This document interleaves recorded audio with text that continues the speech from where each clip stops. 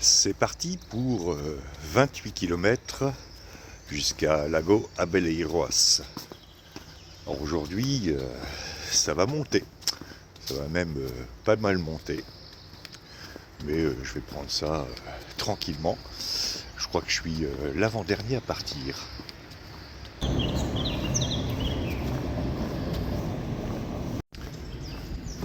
Aujourd'hui, il va faire beau et surtout chaud.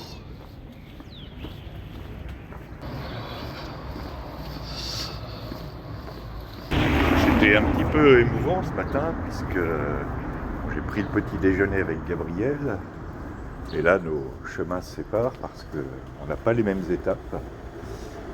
Et ben voilà, j'espère qu'on pourra se revoir. En tout cas, merci pour tout Gabriel, Dankeschön. C'était une belle aventure et j'espère que cette belle histoire d'amitié continuera. En tout cas, je te souhaite un buen camino.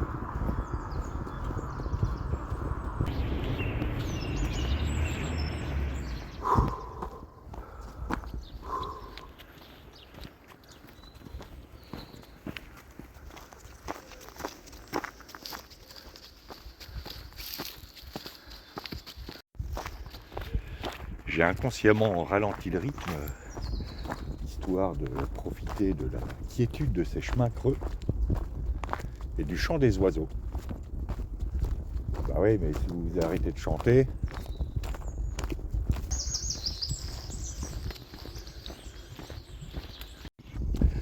bien, je passe à l'heure d'été et je profite de ce replat pour vous remercier une fois de plus de tous vos commentaires.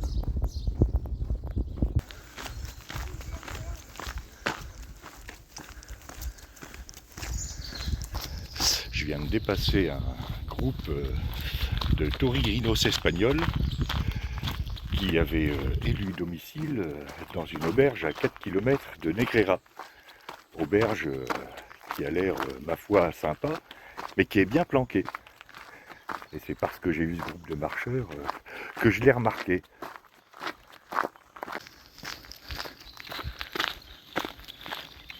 Pour celles et ceux qui attendent la suite de la saga Wisigoth, ça va venir.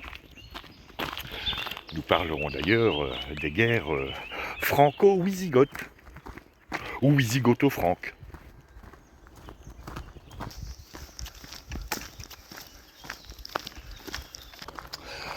D'ailleurs, à partir du moment où cette guerre verra s'affronter des Francs, des Wisigoths, des Ostrogoths et des Burgondes, qui sont tous des peuples d'origine germanique, on pourrait presque parler de conflits germano-germaines. Oui, ben, germano-germaine, c'est plus joli que germano-germanique. Je trouve que ça féminise un peu la guerre.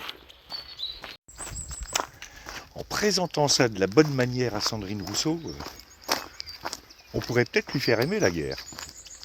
Bah oui, il n'y a pas qu'elle qui a le droit de déconstruire des trucs.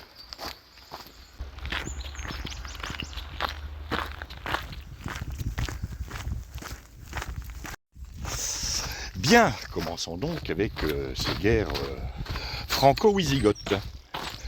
Pour cela, il faut se projeter en 486 à la bataille de Soissons.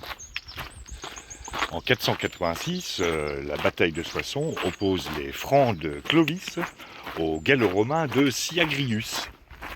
Syagrius qui est représenté comme le dernier représentant du pouvoir de l'Empire romain en Gaule. C'est en fait un grand propriétaire terrien qui a un domaine qui va de la Loire à la Somme.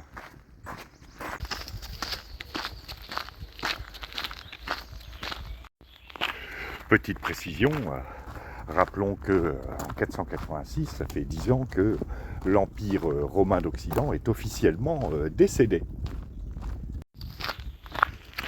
Pour Syagrius, la bataille de Soissons, c'est la fin des haricots.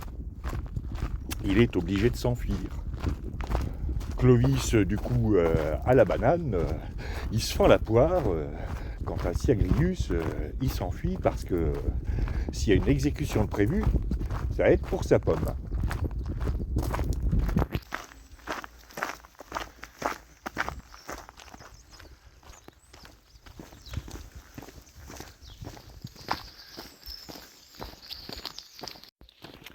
La suite, après le train de pèlerin, je leur ai laissé 1 heure d'avance. Où donc Syagrius s'enfuira-t-il? Eh bien, vous le saurez après la côte.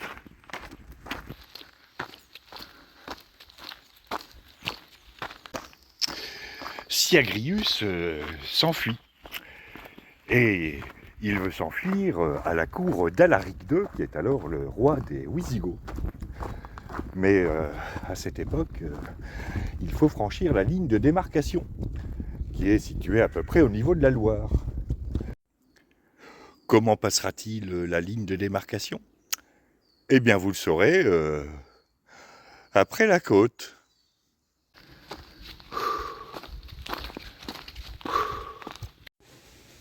Et après le second petit déjeuner.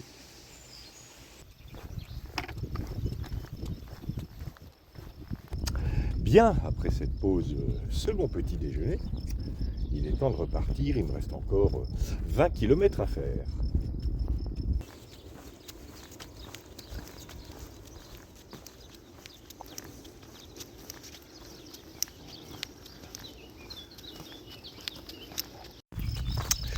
Bien, revenons donc à ce passage de la ligne de démarcation par Syagrius. Syagrius, blessé à la bataille de Soissons, se réfugie dans un couvent.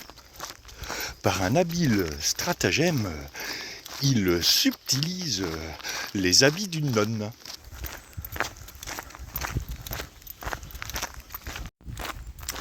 Il se trouve que ce couvent livre régulièrement du vin à une abbaye de l'autre côté de la ligne de démarcation. Oui, il livre du vin parce que depuis le temps qu'on boit le sang du Christ dans un calice, le pauvre il est exsangue. Donc on a remplacé ça par du pinard.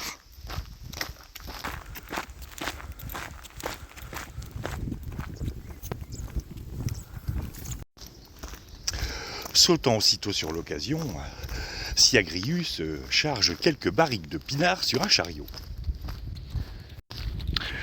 Mais ce qu'il ignore, c'est que dans ces barriques se sont cachés 2 aviateurs anglais, un chef d'orchestre et un peintre en bâtiment.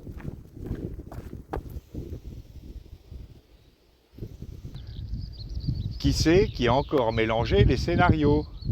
Celui de la Grande Vadrouille et de la fuite de Syagrius. Allez me chercher le stagiaire.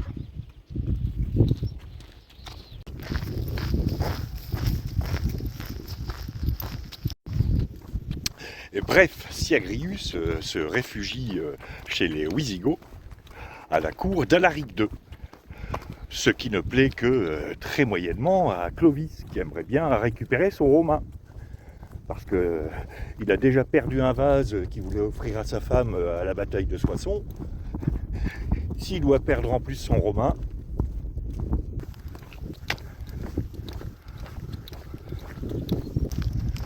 Clovis fait donc pression sur Alaric II pour récupérer son romain. Le roi envoie donc quérir son conseiller.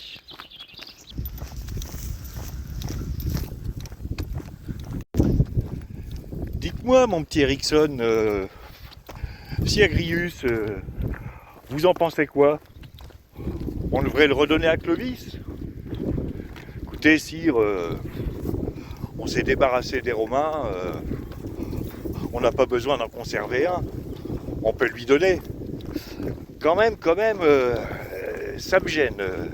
Comme ça, sans contrepartie, ça fait petit bras.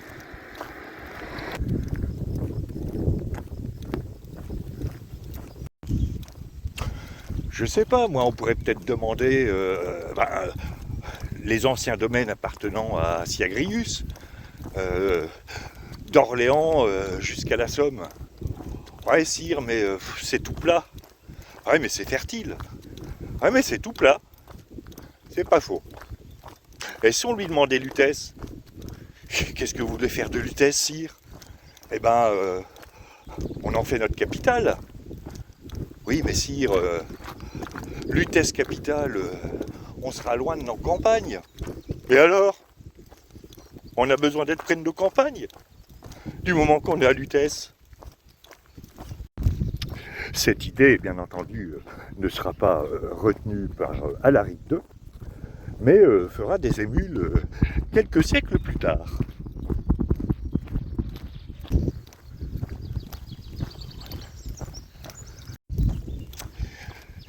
Si je puis vous donner un conseil, sire, c'est d'être prudent avec Clovis. Vous avez vu ce qu'il a fait à Syagrius. À la bataille de Soissons, il en a fait de la purée. Donc je pense que il faut pas se prendre le chou avec Clovis. Puis de toute façon, Syagrius, c'est pas nos oignons.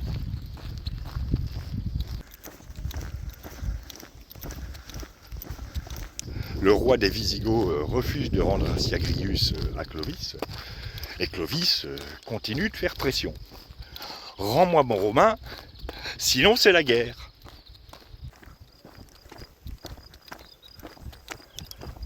Si tu veux mon Romain, viens le chercher. Bon bah d'accord.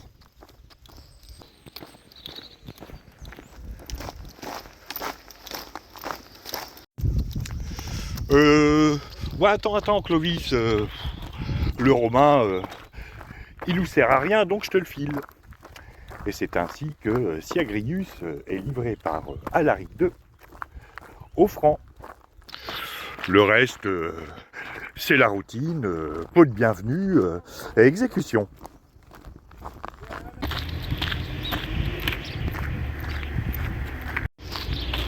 Vu le balai de tracteur et l'odeur, on est en pleine récolte de fumier.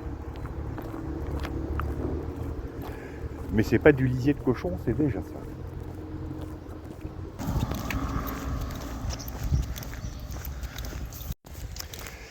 Bien, revenons donc à ces guerres franco-wisigoths, avant la côte. Clovis, même s'il a reçu en présent Syagrius, n'est pas satisfait pour autant. Et après avoir stabilisé les territoires qu'il contrôle, il attaque les Wisigoths en 492.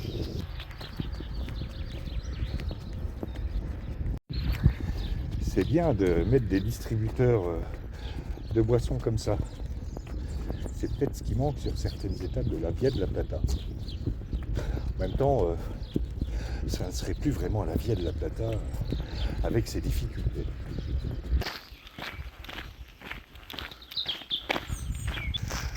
Face à la puissance des Francs, les Wisigoths refusent le combat.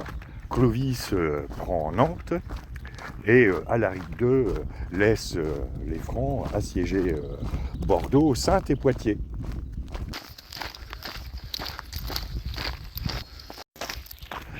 La chance tourne cependant 4 ans plus tard, car Clovis doit affronter les Alamans. Et même s'il gagne, il subit de lourdes pertes. Les Wisigoths en profitent donc pour reprendre les villes que les Francs avaient prises, sauf Nantes.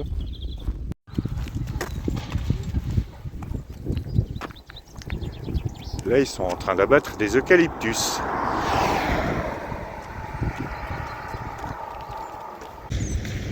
Enfin, arracher serait un mot plus juste.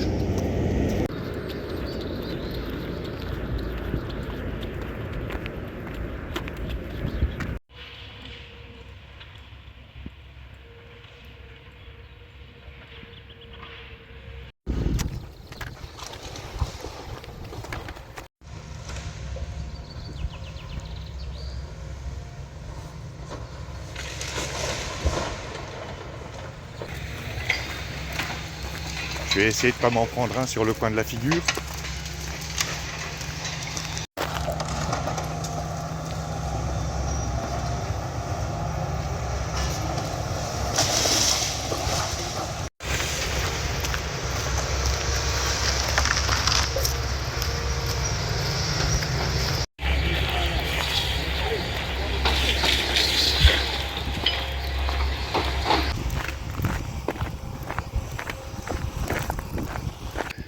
Bien, reprenons donc avec ces guerres franco-wisigoths. La contre-offensive wisigoth de 496 n'aura pas réussi à prendre Nantes, et Clovis prend même Tours de retour de sa guerre avec les Alamans.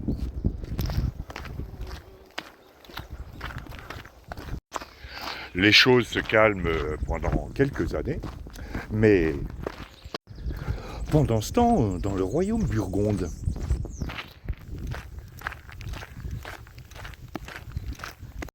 c'est le roi Godégicile qui règne sur le royaume des Burgondes. Godégicile. Heureusement que c'est qu'en un seul mot. La suite, après la descente qui a été défoncée par les engins qui arrachent les eucalyptus.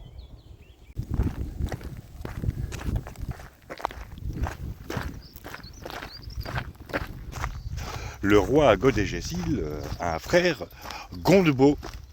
Ah, bravo les parents. Gondebaud est le beau-frère de Clovis. Et être le beau-frère de Clovis, ça suffit pas à Gondebaud. Il aimerait bien remplacer son frère.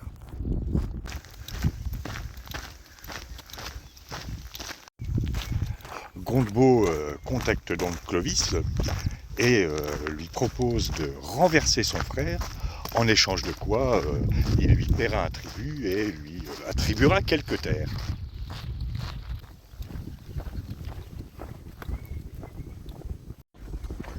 On est comme ça dans les familles royales. La famille, c'est sacré.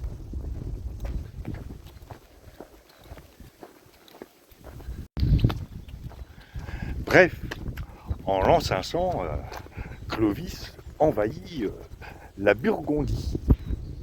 Aussitôt, Gondebaud va voir son frère Godégicile.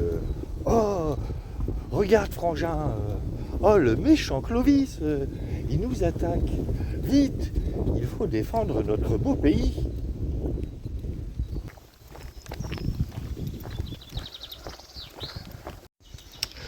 Clovis, Gondégicile et Gondebaud ont chacun leur propre armée. Et les trois armées se rencontrent du côté de Dijon.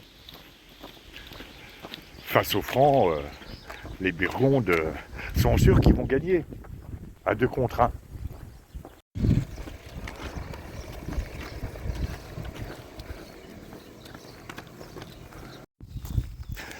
La bataille débute et Gondebaud court se battre aux côtés de Clovis.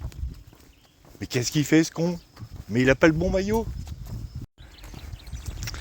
Un peu comme si de nos jours un éléphant d'un parti quelconque trahissait son parti pour aller en face parce que les sondages sont meilleurs. Jamais ça pourrait arriver.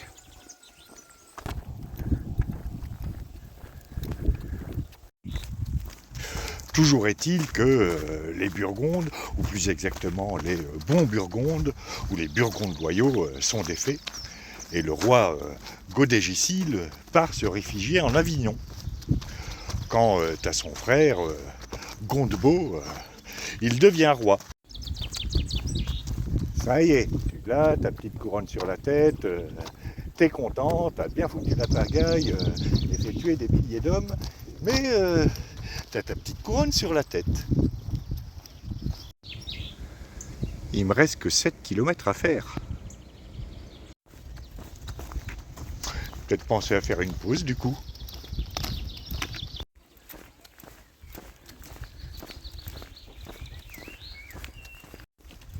Allez, pause banane ici à l'ombre.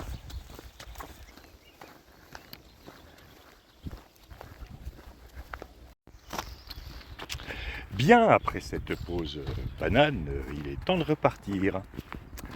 Et vous allez rire, mais j'ai interverti Gondebaud et Godégicile. En fait, le roi c'était Gondebaud et le frère du roi Godégicile. Donc, je vais tout vous raconter depuis le début. Mais en abrégé, dans un souci de simplification, le roi s'appellera Georges, parce que ça peut être un nom de roi, Georges, et le frère du roi, ce sera Gérard. Donc Gérard n'est pas content parce que Georges a les plus beaux jouets. Donc Gérard va voir Clovis et lui dit si tu m'aides à piquer les jouets de mon frère, je te file ma part de dessert.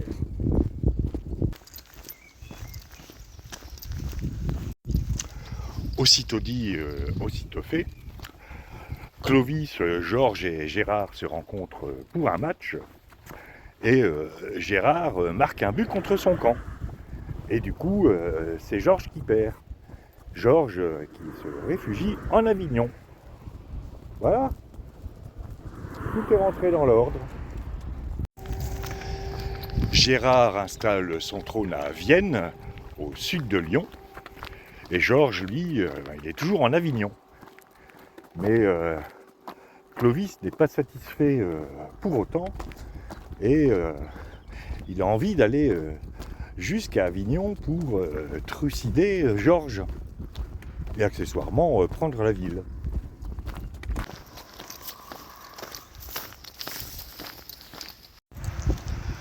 Georges convainc cependant Clovis de ne pas marcher sur Avignon parce que on est en plein festival et si Clovis veut conquérir la mairie de Lutèce, il a intérêt d'avoir le soutien de tous les artistes. Et il convainc aussi Clovis de ne pas marcher sur Avignon moyennant le paiement d'un tribut. L'impact d'un sac d'Avignon des élections à la mairie de Lutèce et de l'opinion des artistes n'est pas historiquement tracé. Le débat fait encore rage chez les historiens. Et pour la dernière partie, il va falloir que je monte là-haut. Ce qui a un peu plus de sens que de monter en bas.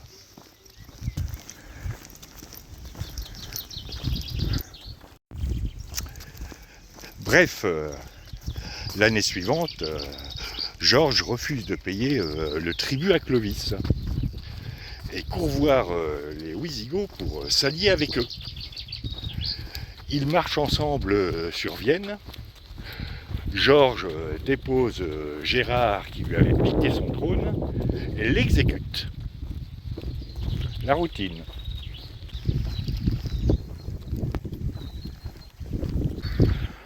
En échange des bons et loyaux services des Wisigoths, Georges donne Avignon aux Wisigoths, ainsi que les prisonniers francs. Car à l'époque, le franc est une bonne monnaie d'échange.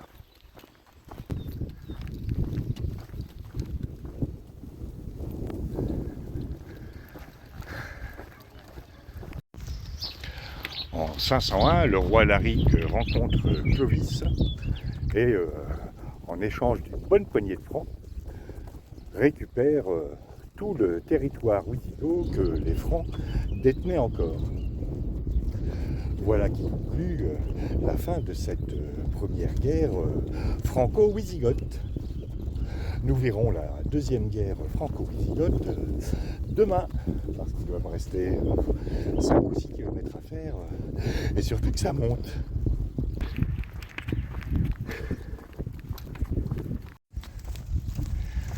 Il y a 3 ans, il faisait beaucoup plus mauvais.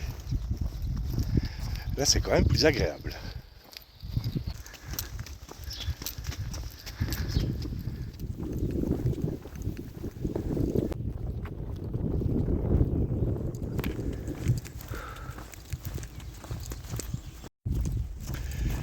J'ai vu beaucoup de gens marcher dans l'autre sens, c'est-à-dire en direction de Santiago. Ce qui n'était pas le cas la dernière fois, bon pourtant c'était à la même époque.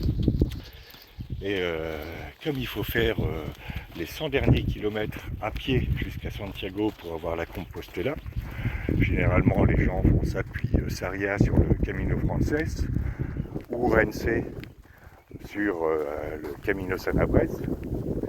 Je me demande si de plus en plus de gens ne choisissent pas de partir de Fisterra et d'aller vers Santiago pour avoir cette fameuse Compostela, pour éviter les bouchons du Camino Frances.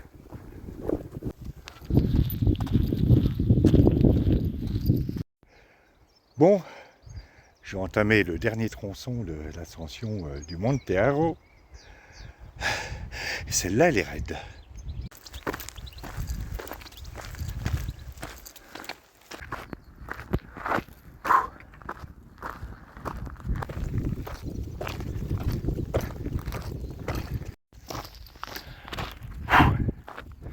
Bon, c'est pas fini parce que il y a encore le Trédillon.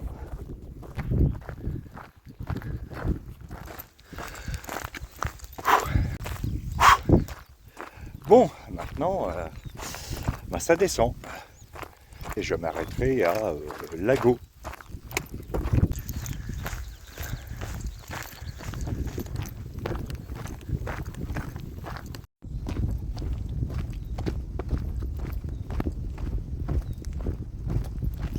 Il y a un petit creux.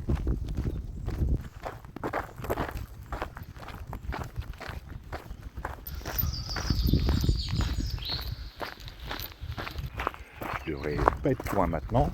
À peu près, ouais, peut-être moins d'un kilomètre. Je viens de recevoir un message de Gabriel qui s'est tordu la cheville tout à l'heure. Et là, il m'en a renvoyé un autre. A priori, ça va. Il verra bien demain matin. Donc, j'espère que c'est pas trop sérieux. J'aperçois l'albergué juste devant moi à 100 mètres.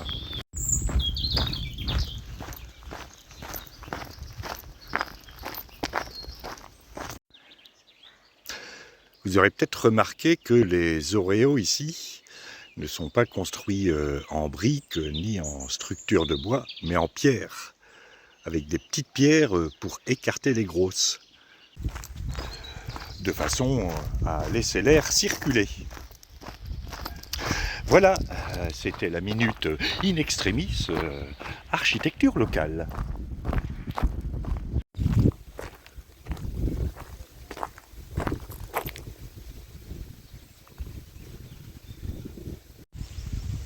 J'achète le programme. Fin de cette étape de 27 km qui, ma foi, s'est bien passée, sous le beau temps. Demain, ce sera 27 km aussi, puisque l'étape a été rallongée pour cause de manque de lit là où je l'avais prévu. Et ce sera jusqu'à Quintans. Et ensuite, jusqu'à Muxia, ce sera beaucoup plus court, puisque ça devrait faire 11 km. Voilà, je vous dis à demain pour de nouvelles aventures.